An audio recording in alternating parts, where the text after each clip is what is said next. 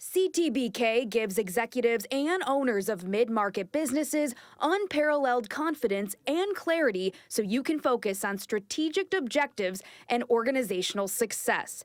Their multidisciplinary advisors, accountants, and team members have a wealth of experience and are all available and responsive to each client to ensure the most effective advice, actions, and outcomes no matter the situation or complexity level. That experience base and one team approach combined with integrated and efficient way of operating enable them to be truly proactive partners doing the best thing for their client every time. Visit ctbk.com or call 716-630-2400 to learn how CTBK can work for you. You are hate listening to Tim Graham and Friends.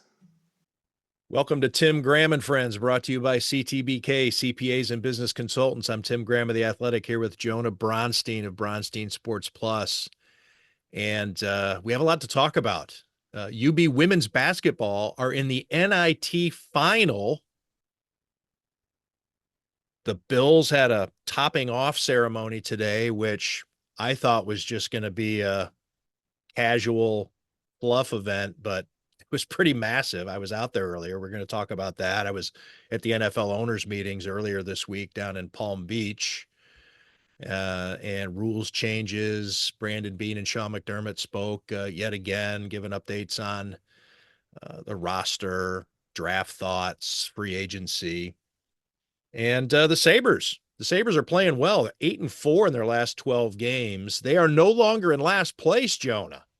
They're a point better than the Boston Bruins and have games in hand. Yeah, golf clap. It's funny to be able to say games in hand for the Sabres as they try to climb out of the basement. They're one game out of third to last place with games in hand on that team. I don't remember who that is. They're 9 points out of the playoffs with 8 games left. I mean, it's not mathematically impossible. I counted 11 points. Well, I might be going by what I saw last night. You might be more current than I am. 11 points with a game in hand, and 8 games to play total. 74 games the Sabres have played. They have 70 points. They run the table. Might be able to do it. If they run the table and hope that, 3 other teams just totally fall apart is what they'll need to have happen. Yeah, if they run the table, they can get that point where they're 2 or 3 points out of being there. They can get 1 win away with 9 more consecutive wins. What a season. What a season. It's we've said it before, and to lean on or to bastardize Jerry Sullivan's old saying regarding the drought era Buffalo Bills, that heroic run to 9-7 to get everybody excited about next season. Just enough hope, even though no playoffs, but hey, maybe there's something that'll entice you to buy that season ticket. Great callback. I do have to clarify. It's the heroic run to 7-9, because 9-7, although the Bills didn't miss the playoffs at 9-7. That's right. That's right. 9-7 would have been, throw a parade. It was 7-9 that the Sabres did 3 times in a row. That's right. Not the Sabres, the Bills. The thought was there. Jonah, let me just dig into that just real quick. I mean, that's what it feels like now with the Sabres. I mean, because of that 13-game winless streak, they have a chance of finishing very near the bottom of the standings. Now they're not there anymore. A couple more wins, they're going to be, top 10 draft pick, but not top 5, number 1 draft pick. But it's feeling a lot like those middling Bill seasons where I think there's less fan energy when they win and they get to this point, because being this degree of mediocrity just outside the playoffs doesn't lead to the type of changes that a lot of the fans want. And there's almost more fan passion when they're losing, and that portends more significant soul searching and changes in the offseason. Yeah, and you can just get to talk about the draft a little bit more passionately when you're drafting within the top. Well, they're going to be drafting near the front, but the closer you are to the front, the more exciting it is. And even if it's 1 or 2 spots back, when you're talking hockey, it's not like the National Football League draft. Hockey, there's a big drop off after, say, 4 to 6 guys. So if you win just enough to hurt your draft stock, again, we're talking about players that you're not going to see for a few years anyway, but still, when we're looking for reasons to talk about the Sabres and to, have anything that's going to hold your attention for more than 17 seconds, the Sabres seem to be winning just enough to make themselves less relevant in the off season for myriad reasons, as you mentioned, coaching change, GM change, all those things that maybe get cooled just because they won a couple. Now, if only they'd played this way a couple of years ago when they finished 1 point out of the playoffs, then it would have mattered. Well, they played this way a couple of months ago. Well, or even if they'd won 3 of those games that they during their skid, you don't even have to win half of them. Jonah, I was out at this topping out ceremony today, and I thought it was going to be a lighthearted, well, it was lighthearted, but I thought it was just going to be a quick little event like when they did the groundbreaking and they all put a shovel in the ground, the ceremonial start to the new Highmark Stadium out in Orchard Park, and got the announcement, as everybody else did, after 6 p.m. last night that RSVP if you want to attend this event tomorrow morning. And I thought, well, geez, they're just throwing this thing together. It's going to be, I'll just drop in and maybe get a couple of interviews for some stories I'm working on. And I went out there, and this event was massive. And what I'm talking about with this topping out ceremony, what it is, it's a symbolic time for a major construction project in which the last piece of steel is installed. And it was up in the upper section, the what would be, I think the 300 level. I'm not exactly sure how it's going to break down. Maybe in this stadium, it's the 400 level or the 500 level. I don't know, but it's near the top. And, there's flags flying from this steel beam, a New York State flag, an American flag, and a Bills flag. And they hoist it up with the crane and put it in place and lock it in and they screw the bolts in and sound an air horn to let you know that the last piece of steel is in. And you have all the iron workers there, so they're celebrating. It's a kind of a emotional / spiritual event for them because they take a lot of pride in this massive structure. It's still only 50% complete. I was talking with an official from New York State, and this topping out ceremony, it's all the steel, but it's still only 50% of the entire project. And driving in, Jonah. So we've been seeing this thing built, especially during the season. We're going out to Bills practice on Wednesday, Thursday, Friday, game days. We're seeing it, but we haven't seen it for a month and a half, 2 months. Now that the Bills are dormant and we're in the off season. So driving into Orchard Park today, it really struck me to see it. And it's that much more complete. It's still as big in terms of its footprint, but it's filling out. It looks very substantive, even though it's only 50% done. Still, a lot of the outside is there. And compared to the current Highmark Stadium, it really is striking how rinky-dink that old stadium was. Now, keeping in mind, and you had memories there, probably growing up and seeing games there. This place was a cathedral. And I think up until even a year or 6 months ago, probably still felt like a cathedral to Bills fans, all the memories that are within that old stadium and all the, the happiness and the sentimentality, the nostalgia. You see that building and it brings back a lot of those memories that are very strong and important to not only to individuals, but to the fabric of the community. And it feels big time.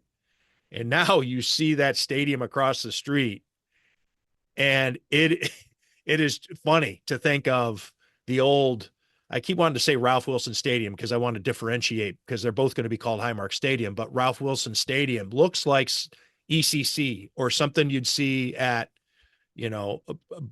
Buff State. I mean, it doesn't even look like an NFL stadium anymore. And Yes. it's just it's incredible. Yes, I know the exact visual illusion that I believe you're talking about because I seen it on some drone video and even driving in, although as you mentioned, it's been, a few months since we've been there, but I saw a recent drone video that compared and contrasted. And I think a lot of this is being created by how far the field is dug into the ground at the current stadium, and it makes the current stadium look very, very much smaller because it's shorter by comparison from the outside, looking at how tall the new stadium is.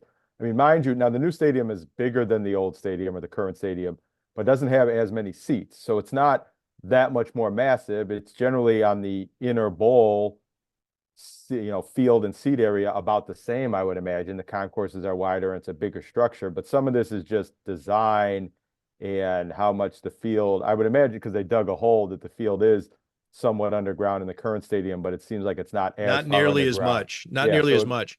And yeah, here's so if you just for, buried the current stadium underground, it would look like it's not even there, but that's not the case. that's right. And just for scale, if you can picture this, the light stanchions that tower over Ralph Wilson Stadium. I'm going to keep calling it that just for the sake of this podcast. The light, those are 15 stories high. You can imagine, if for those who've been in the stadium looking up those lights, how high up they are. That's exactly how high the new stadium goes. That's where the roof is of the new stadium. So 15 stories tall, and that's the light stanchions, because, like as you mentioned, so much of the bowl is built into the ground. Was talking with Mark Polencars about it today, and that big pile of dirt we were talking about, that Jonah, we were like, what are they going to do with all that big pile of dirt that's out near, what is that big tree in Southwestern? Yeah. It's just, it's just incredible. It's a mountain. That's going to go into, fill in the stadium, where the current stadium is. That's going to be demolished, and there's going to be a big hole in the ground, and they're going to want There's to turn a that into small parking. And business selling jewelry made out of the rocks from that pile. well, yeah, well, that's something else. That Polling Cars was asked about today. All the things that are going to be sold out of the current stadium, and by contract, they have to, whatever they can sell, they have to sell it off to try to recoup some of the taxpayer dollars that are going to this. And so maybe not the bench seating or the bleacher type seating, but anything that is a seat with a backing to it. I mean, I don't know, the turf. Goalposts, I'm sorry. sections of the goalpost. I'm sure Sure, the that'll be goalposts, if available. you're going Yeah. to replace those. Um, geez. The Yeah, I guess put urinals. in the comments some things that you think you would buy. What would you buy from this new stadium? Please put that down in the comments. What are some types of things that you'd like to take out of the current Bills Stadium that you would like to have in your man cave, or um, hanging on your wall? I'm trying to think of what are some of the other things, but the turf. So this is, look, people want different things. I know that the county sold off the previous turf, but that would have been drought turf. That would have been EJ Manuel turf. You're talking about selling game used turf that Josh Allen played on. That probably would be a serious collector's item. A lot of people would want that. You could even probably go with the rubber pellets that are in there. And you've seen it, you see it a lot with baseball, when a stadium is either torn down, a famous stadium like Yankee Stadium when they went to the new building, or after a team wins the World Series.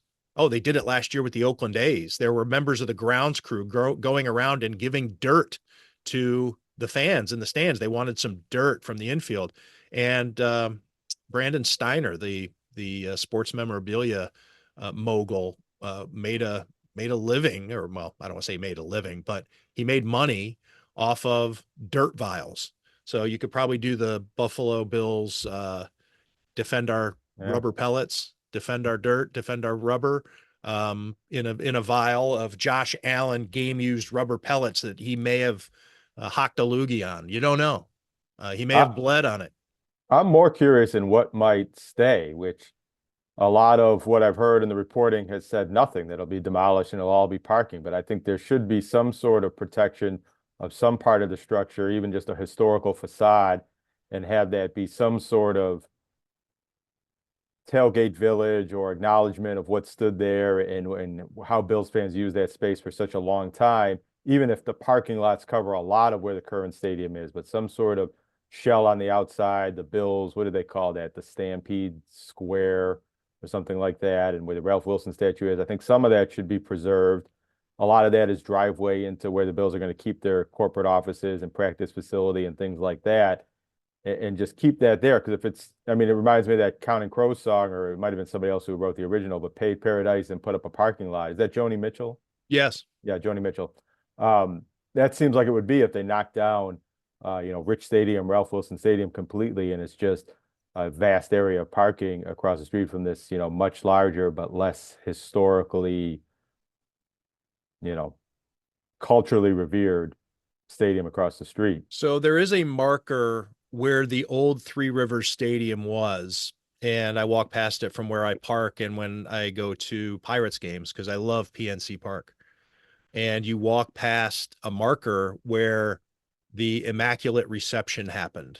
Franco Harris and his incredible ricochet, Frenchie Fuqua and Jack Tatum play, and he scoops the ball up practically off the ground and rumbles into the end zone for a touchdown that is believed, a lot of people believe, was the spark of the 70s Steelers dynasty. And there's a marker there for the Immaculate Reception. Well, here's another thing to throw in the comments. What would you want to have marked? What is there a play that you would want, like a monument? I guess you could do something generic and just do the 50-yard line. Here was the 50-yard line of the Bills, of old Ralph Wilson Stadium, Rich Stadium. Is there a moment where you would want to say this happened here? Trying to think.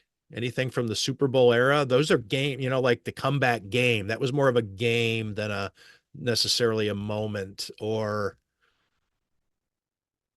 the game against the Raiders. I mean, the big moments in those Super Bowl era Bills were kind of bigger than just a play. I mean, they happened on the field, and I think a lot of Bills fans are going to want to preserve Hammer's lot and maybe the grass lots and certain areas of the parking lot that could still be parking spaces, but might be different tailgating areas than they used to be. I think a lot of fans would probably choose protecting that. But also, I think just the way the front of the stadium looks, the Ralph Wilson statue and things like that, I think just keep some of that visual reminder and appeal in place, with parking spaces behind that. Where Stevie Johnson dropped Ryan Fitzpatrick's bomb against the Pittsburgh Steelers. Where the first dildo was thrown. Yeah, sure. Where the guy how would you mark down that spot? What would you use to mark that spot? the original dildo. It's probably it should be in if Buffalo has a Smithsonian, that dildo should be in it. Where the guy slid down the railing and fell on the fans below. Yeah.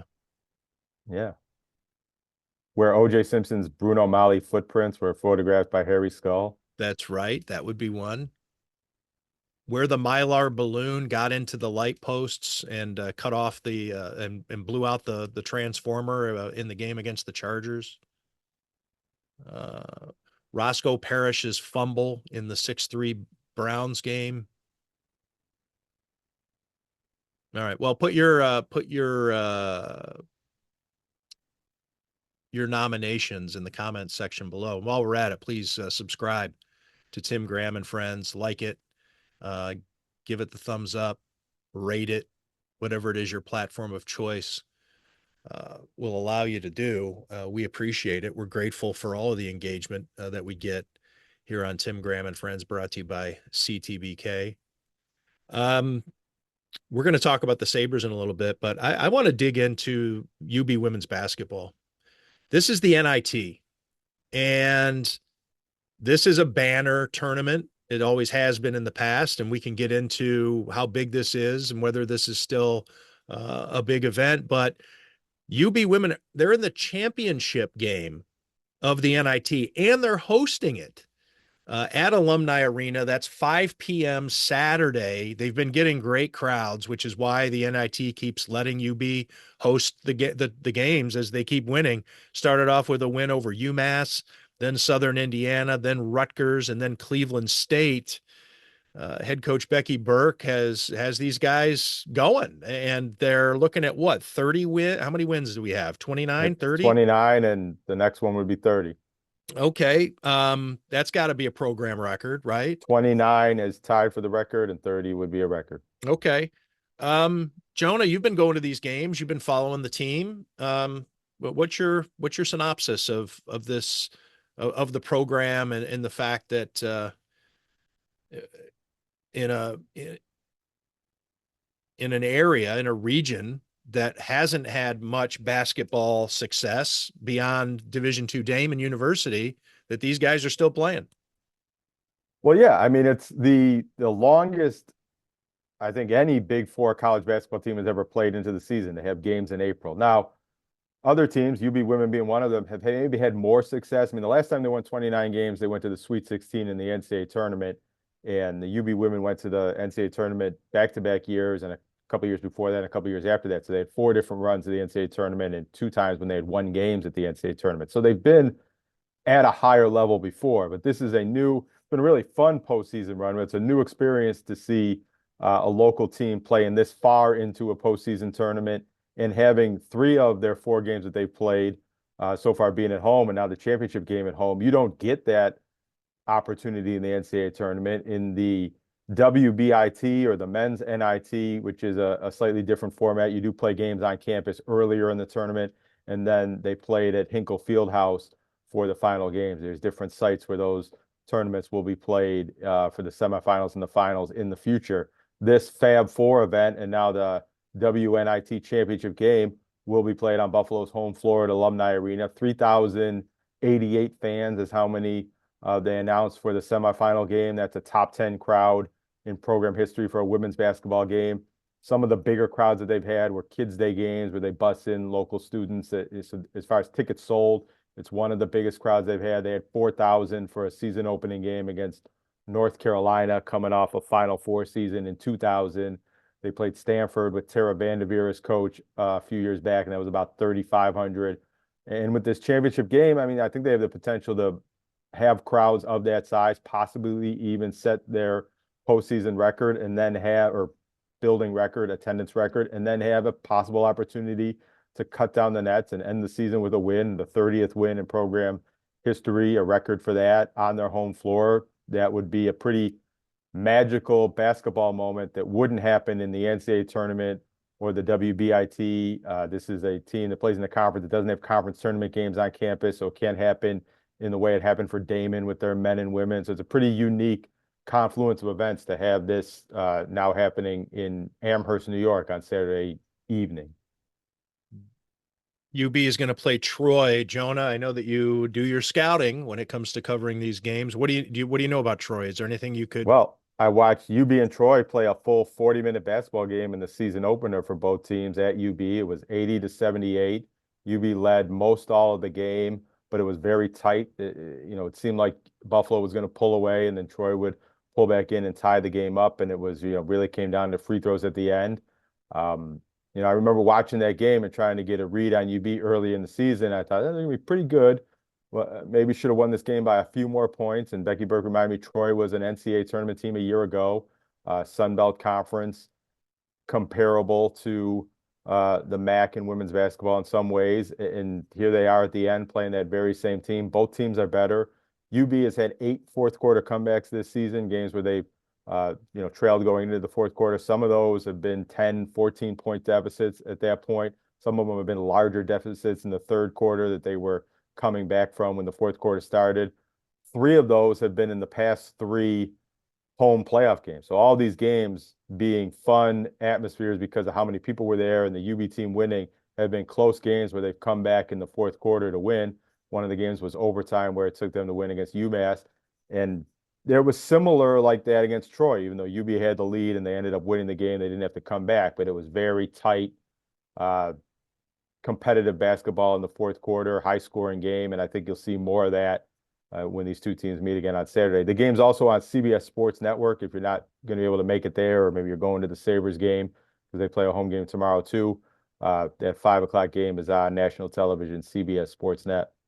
Some people around UB are calling it the biggest game they've ever hosted there for women's basketball, maybe even men's basketball. I think men's basketball, when they were nationally ranked and selling out the gym, top 25 with Nate Oates, all of those games felt like bigger events. But this feels like the closest thing UB's gotten since then, having these postseason WNIT games on campus.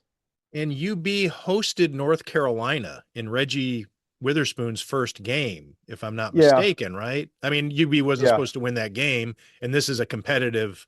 This is actually probably a toss-up. I don't know if there's a betting line on UB Troy, but and UB had home games against Pitt and UConn when those teams were number 2 or number 4 in the country a few years back. But it's been a while since any of those games were played, and the stakes, a championship game, a postseason game. I mean, UB, especially the men, have nationally televised games on CBS Sportsnet and sometimes on ESPN, but it's pretty rare for the women's team to have. I think they were on national television once this season in a road game. And they're one of only, the national championship game in Division I will be played on Sunday after the final 4 games tonight. And so they're among 4 teams left in all of, I think it's 1,800 plus schools playing college basketball at all the levels. They're one of 4 teams left playing the last 2 games of the season on Saturday and Sunday. There's that saying about the only one team gets to win the last game or gets to end the season with a win. And obviously you can fudge that a bit because you have the different tournaments at the end of the season, but it's still quite an honor to be able to finish the season by running the table of any kind. Yeah. In Division I, there's only 3. There's 3 tournaments. I mean, I guess there's some losing teams that might win their last game and not play in the postseason afterwards. But if we're throwing that out, every team ends their conference tournament or some postseason tournament with a loss, except for these 3 teams that win these 3 tournaments. And it's big when UB's Jack Nicholson, Jackie Walker, is attending the games. And Jackie Walker's been at the UB games. But Jonah, things have changed over time. I mean, it used to be the NIT had a lot more allure and prestige to it. And that's changed on men and women's. But how does that impact the women's NIT? How does this rank in 2025? Well, yeah. So that's kind of where I was going when I introduced the statement. And I did hear multiple people at UB say this is the biggest game, we've ever played for this program in this gym. And it might be. And it feels like the biggest event because of the crowds and the buildup of a postseason tournament. And they're one of the only teams left playing, and the Bills aren't playing right now. There is a Sabres game, but it feels like basketball season and postseason basketball season. They played all the way through March Madness, and now this is the culminating event of the season. And it is a really big game, and they can win the tournament, win the WNIT, which no local team has done before. No local team has played in the final of the tournament before. So it is a big deal and a big event. Basketball-wise, if you really follow the women's game and you peel back the layers a little bit, I mean, the fact that they're playing the team that they played in the first game of the season, and UB, a team from the MAC, was able to get a home non-conference game against that team. Yes, they had North Carolina and Stanford on campus, but those are rare events. Usually a MAC team that's playing home in the non-conference is playing a similar mid or low major type team. And has UB ever had Syracuse at home, Jonah? I think they have, but maybe not. They played Syracuse a number of times, and they have not played a home game against Syracuse recently. But I do think. All right. I just wanted to throw that out there in case early that was 2000s. I mean, this is more of a men's conversation, but there was a point in time where UB and the local schools were trying to play more and more of those games. It was easier to get those teams to come here in the 90s and times like that. And I'm sure if going back in the 80s, even when UB was a Division III program, that they probably played Syracuse at home before. but I think it's been a long time, and it might have been before Syracuse was really any good as a basketball program. And that's a game that should be played with Felicia Leggett-Jack at some point, find a way to either have it on campus, bring her back, give her a nice homecoming moment, maybe even play that at the arena as part of a doubleheader event. That could happen. But where I'm going with this is that, if you're not familiar with women's basketball postseason and the changes that have happened in recent years, last year a new tournament was introduced, the WBIT, which is run by the NCAA, which you can compare that to the men's NIT, which is also run by the NCAA, which after 68 teams are selected for the Division I men's and women's basketball tournaments, then there's 32 teams picked for the WBIT, just like there's 32 teams picked for the NIT. That comes to 100 teams. And then the women's NIT, which has history going back to, I think 1993 was the first year they played this tournament. That used to be the number 2 tournament, much like the NIT. Now it's more like now it is the number 3 tournament. It's more like the CBI or the CIT. UB's net rank was 104, so just outside the top 100. So they fit the profile of a team that would be in this tournament and one of the better teams, favorites to win this tournament, being, the last 4 out of the other 2 tournaments in a way. Not to say that diminishes what they've done, but it's not the NIT of lore. It's definitely not the old days of the men's NIT when there were only 25 teams in the NCAA and the champion of the WNIT might have been or the men's Madison NIT. Square Garden and the pomp and the circumstance. Right. So it's not that. Minnesota won the WBIT. Toledo from the MAC was in that tournament and lost on their home floor in the first round, I believe against Minnesota, because they weren't able to host the game. UB wouldn't have made a deep run in the WBIT. I don't think. They might have won a game or two, but they wouldn't have made a deep run. Same with the NCAA tournament. Maybe they could have pulled a Cinderella upset, but probably not, and they wouldn't be playing in the Final Four or the national championship game. So to be able to make it to the Fab Four or the Grade 8 or the Super 16 of these different rounds that they played in and be playing in this championship game is something that this tournament provided a unique opportunity there. And then having to have these games at home wouldn't have happened in another tournament and another postseason run. If it was a little bit better or a little bit higher rated, because they won a lot of games this year by big numbers, but if they had a higher net ranking and they were in the other tournament or they had made it to the NCAA tournament, they wouldn't still be playing, and they wouldn't still be playing home games. And I'm happy for Jackie Walker, because Jackie Walker missed the semifinal Fab Four game. She was speaking at the History Museum, interviewed and introduced and having a presentation on her journalism career, along with Bud Bailey, who's a common sight at these games, sometimes sitting front row with Jackie Walker. And I do believe they'll both be able to attend this game. Friend of the show, Gene Kirshner, Buffalo News horse racing writer. I saw him at the game. I think he'll be there. I like it as that kind of basketball fan, Western New York basketball fan convention. And the deeper this tournament has gone on, the more recognizable faces and basketball people I've seen at these games. The whole football team and Coach Pete Lembo was at the semifinal game. Damon University had that vibe too. We're sitting there at the entrance, and in comes Mark Bortz, the former UB sixth man. We see him and Brian Dukes and Ron Berdovich, and there's other people obviously that you recognize that I don't, but these events are fun. I mean, it's all like a little get together of the basketball heads. Exactly. And Damon was a little bit of a different experience because it was a tough ticket to get. It's a 600 seat gym. 400. 400. Yeah. Is that what I think they were maybe letting a few more people in, but yeah, I think you're right. So you'd see people there, and then you think, oh, you were able to get a ticket. And certain people, I know, I don't want to say the name because I might be getting the story wrong, but I know a prominent basketball person that wanted to attend that game and couldn't get a ticket because they thought you could get it at the door and you couldn't. At least with this UB event, first of all, they can fit more people. So I'm maybe seeing more recognizable faces because there's already 3,000 people there instead of 400, but they still have space to have up to 6,000 people there. So there's probably not going to be a situation where if you want to attend this game, you can't get a ticket. So it's almost that Damon atmosphere supersized in a way. But I think it might be tough for UB to draw 6,000 people to a women's basketball game when the Sabres have another 5,000 people in the building attending that game. You're talking about butts in seats, Jonah, and I forgot to talk about the Tush Push. We were while I was on the NFL and talking about the Bills stadium topping out ceremony, I could, for consistency's sake, I should have gone with the flow and gone into more NFL talk rather than switching to UB women's basketball. But I want to start this conversation off, but I don't think we've ever discussed it. And the reason, well, I'll tell you why I don't think we've ever just really discussed it on the show. What's your take on the tush push? I have a simple take on the tush push. I don't like it. I don't like saying tush push. I don't like hearing announcers say it. I don't like You read fans my having to column. say it every 4th and 1. Tush push. And it's not, yeah, I didn't read your column. I wonder if I'm making the same point here.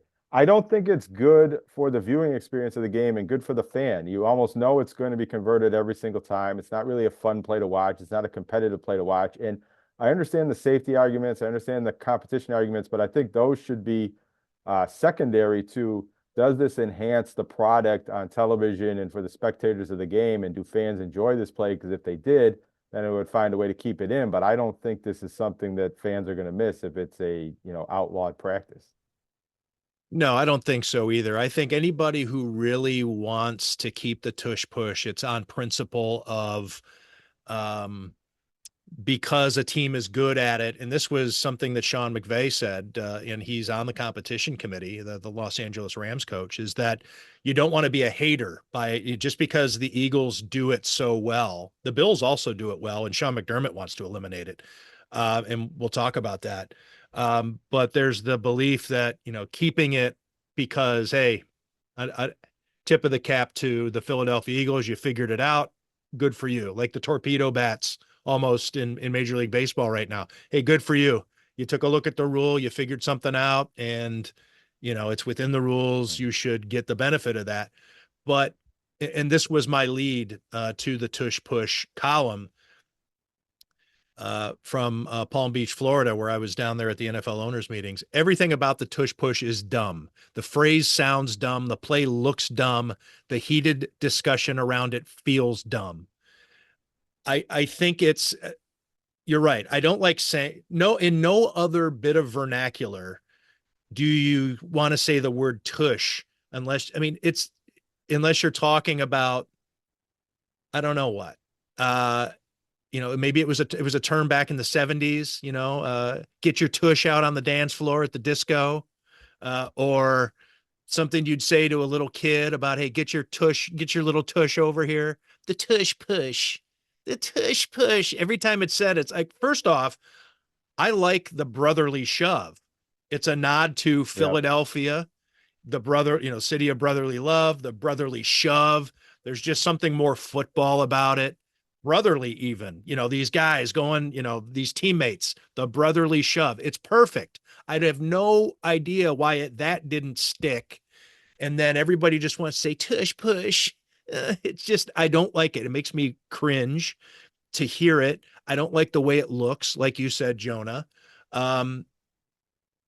It's not a pleasing play. There's a reason the NFL loosened up all the rules to make passing the ball more appealing and to make it more doable over the years. And it's because even running for 3 yards up the middle with Larry Zonka was considered boring. So Jalen Hurts rushing for 1.5 yards and you can't even see him. And it's tough to spot the ball, as Bills fans and the Bills learned, because it potentially screwed them out of a possession because the officials didn't spot their tush push properly enough. It's also unfair. Defenses aren't allowed to do the exact same thing to go in the other way. They can't leverage players.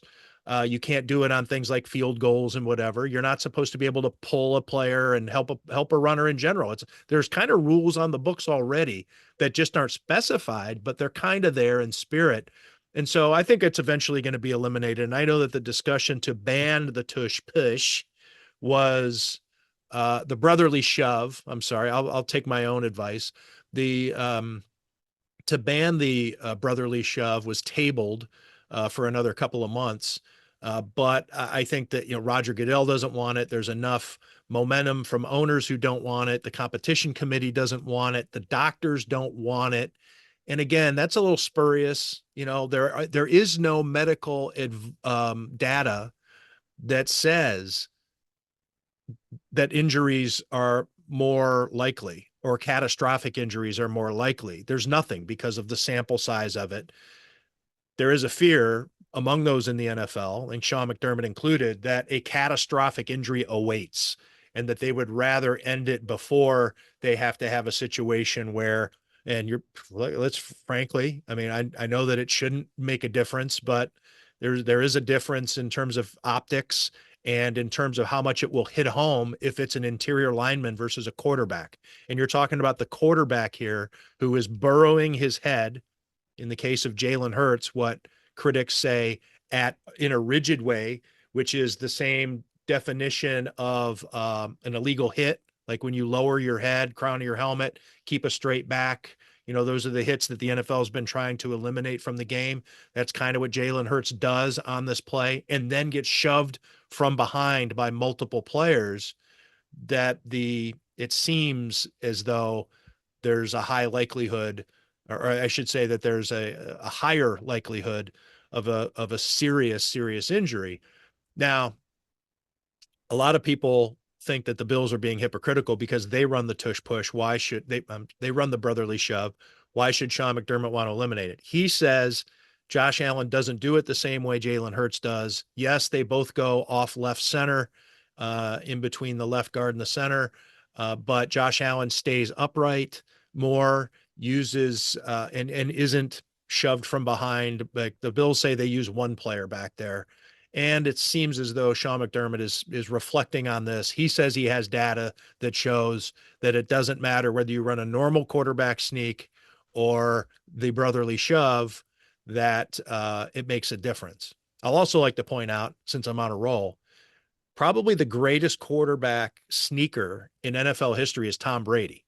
He never did it. So in terms of effectiveness on third and fourth and less than a yard or less, Tom Brady's was damn near perfect, and they never did that. So it does. Josh Allen also got hurt running the play. Yeah, he hurt his hand. Yeah, hurt his hand in the last playoff game, and he had other injuries this season. I think most of them were on passing plays or scrambles to the outside, but there might have been one, the funny bone or something like that, where it was a tush push style play where he took that hit. I mean, the Bills might realize that they've gotten lucky that Josh Allen hasn't gotten more injured and aren't interested in, testing that luck any longer. Yeah. So I don't like it. I don't like anything about it. It's a rugby play.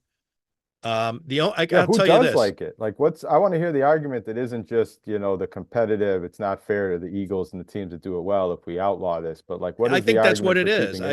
Yeah. I think it's somebody found, I think there are people who root for and not, I don't think it's misguided. I think there's a natural, attraction, I think, to people who can figure out a way to beat the rules. And so I think that there's a belief, like I said, on principle, that they should be able to keep doing it and got to stop it, that whole thing. So I think that's really what it comes down to. I don't think it's an appeal. Do people really get excited? Do people lean forward in their seats when the tush push crew comes out? No, I think people, it's almost like a special teams play. Yeah, it's like an extra point. And extra points almost seem like more missable these days than, that type of play with certain teams. But yeah, it has that mystique of unstoppability. I'd also like to say, just a point, and maybe you disagree with this or agree. I think I can get there when it's at the goal line, when the field is short. But when you're doing it at your own 40-yard line, and you bring out, it's not that the NFL doesn't want that. The NFL doesn't want, let's say you're able to do that and get 3 yards a pop, just like, the old, when Marion Motley was doing it, or, I'm trying to think of a grinded out running back, Freeman McNeil, John Riggins had a good yards per carry average, Jim Ringo, or I'm sorry, Don Nottingham, the human bowling ball. Yeah. Just keep giving the ball and giving the ball and giving the ball. Yeah. Thoughts? Yeah, no, I agree. That was my original point. It's it's boring football. It lends itself more to like old school. Maybe there's some fans that like watching line play and some of the battles up front, but it's hard to even see that on television. So yeah, I think that it's a play that nobody's going to miss, and the sooner they ban it, I think the better for the game. Even though I don't hate it so much that if they didn't ban it, it's a scrouge on the league. But I think we can do without it yesterday. I don't know why Jim Maringo popped in my head, but I pictured this player who I meant. I just had to look him up as the former Cardinals leading rusher. Jim Otis is who I was thinking of. Jim Ringo, of course, was an offensive lineman and, with some Bills connections. But no, Jim Otis is who I was thinking of. Jim Otis was a Pro Bowler one year, and he had a career yards per carry of 3.8.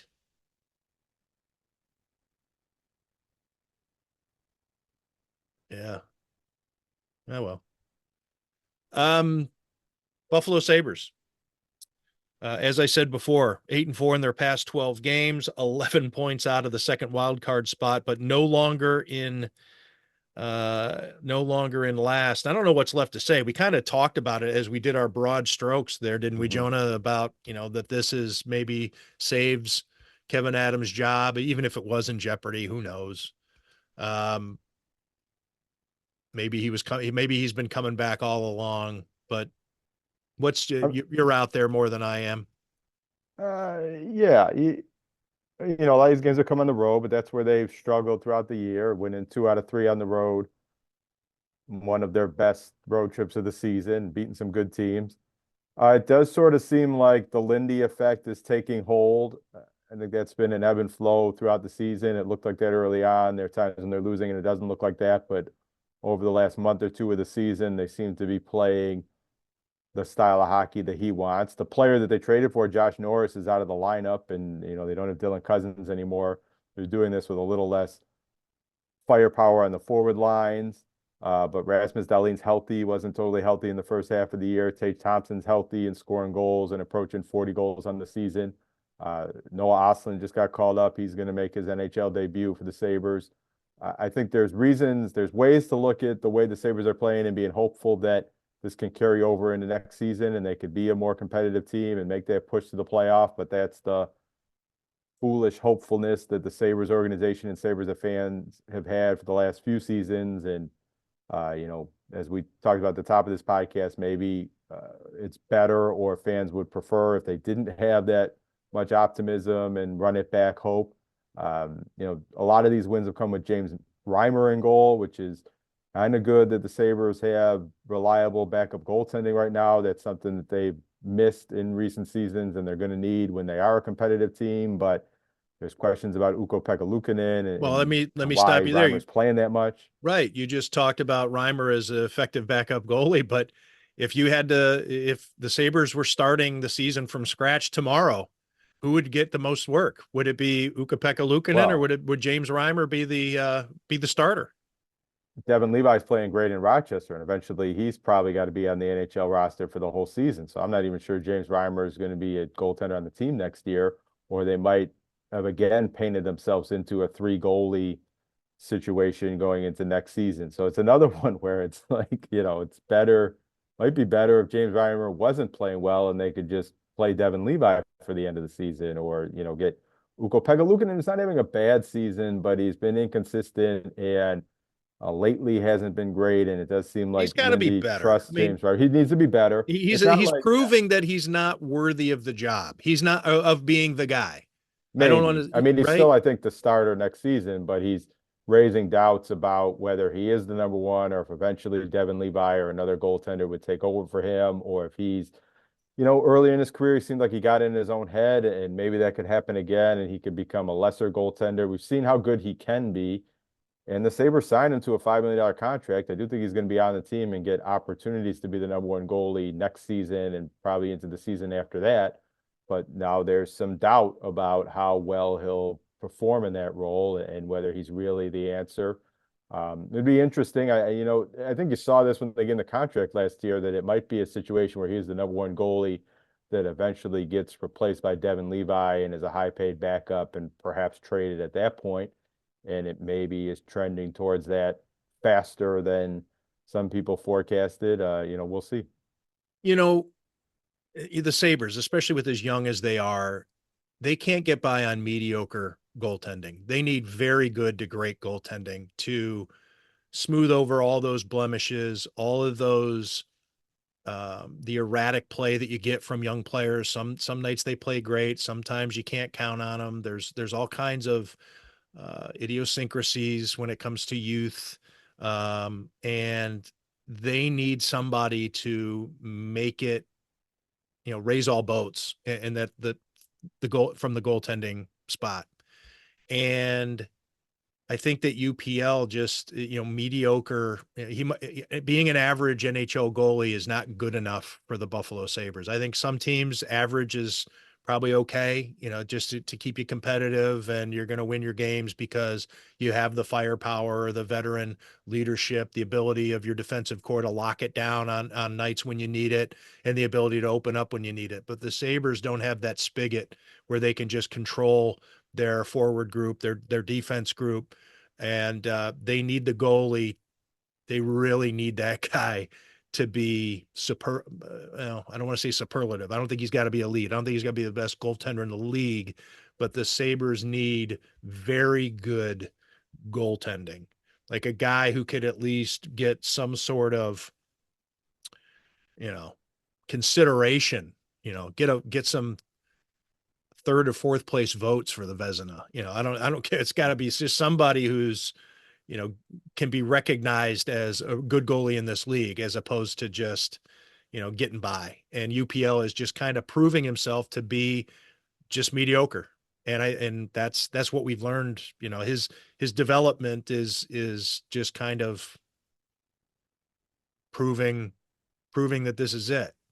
Then again, and Jonah, I mean, the Sabres have had other goalies that were like that then go on somewhere else and they're great. Right. Linus Allmark, who's been up and down since, but he was almost a Vezina trophy. Did he win the Vezina with Boston? Yeah. I think you're right, especially looking at Lindy Ruff's past, and when he had his most success with Buffalo, their goaltender was their best player. I don't know if they need that, but it does seem like for his system to really flourish, they need great goaltending, that he likes having a goaltender that he can rely on and build out from there.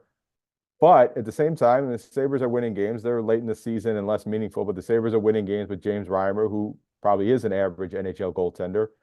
So it kind of goes to show that maybe if their goaltending can just be consistent and reliable at a certain league average level, that the Sabres with this group, when healthy, can win with that. And maybe they need Ukko-Pekka just be more consistent, which he was last year. If they could get last year's Ukko-Pekka with the rest of the team playing like it is now, maybe that's a team that can make a glorious run to the 8th seed,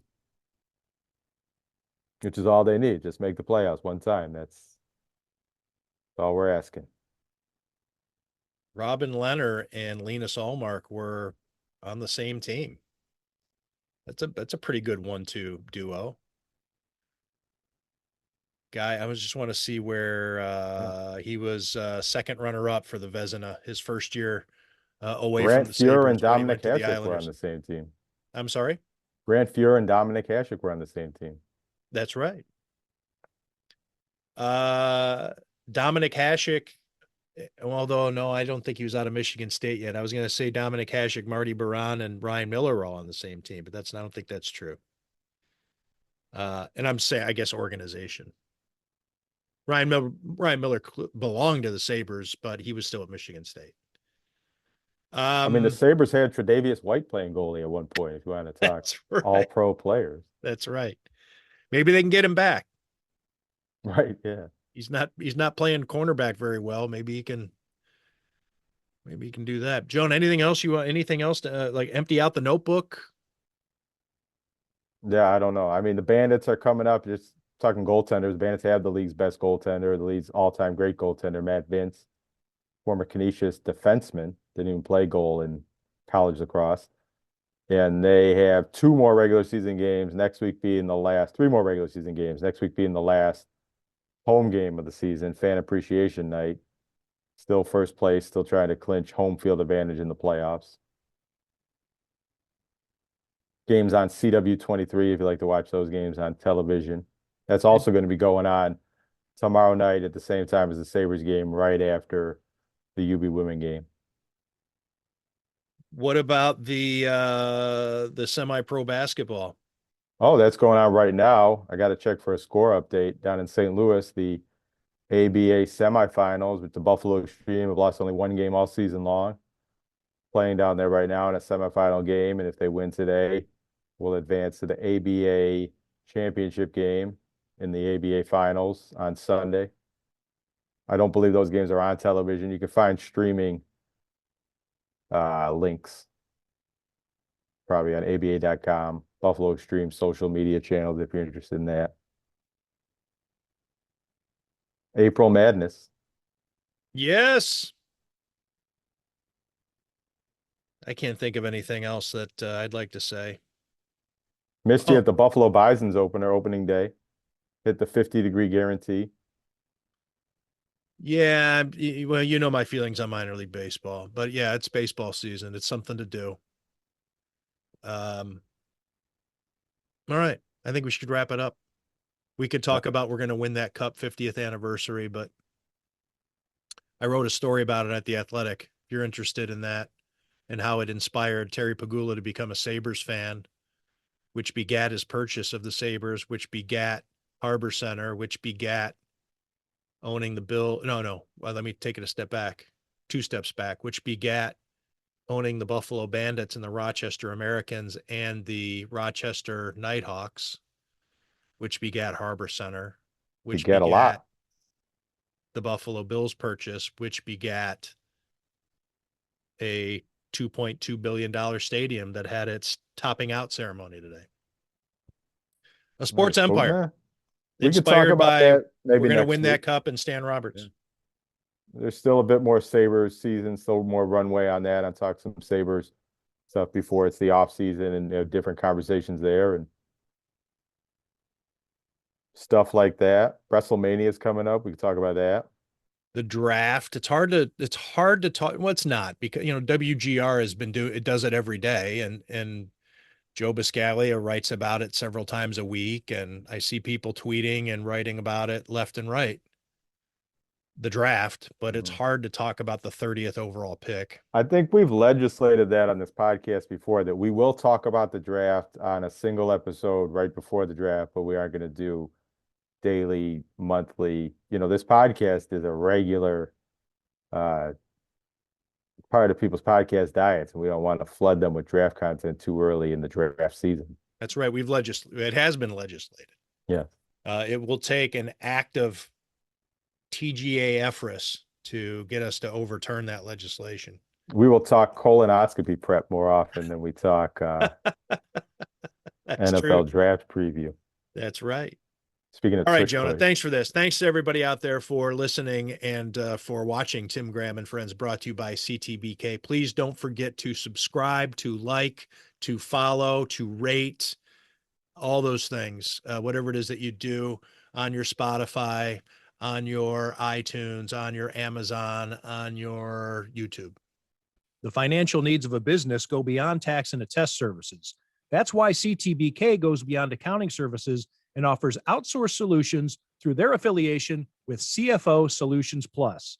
These additional services allow clients to focus on their operational and long-term strategic goals. Trust CTBK's outsourced solutions to provide cost-effective, value-added financial services tailored to your company's needs. Call CTBK at 716-630-2400. Again, 716-630-2400. Or go to ctbk.com to learn more about CTBK's outsourced solutions.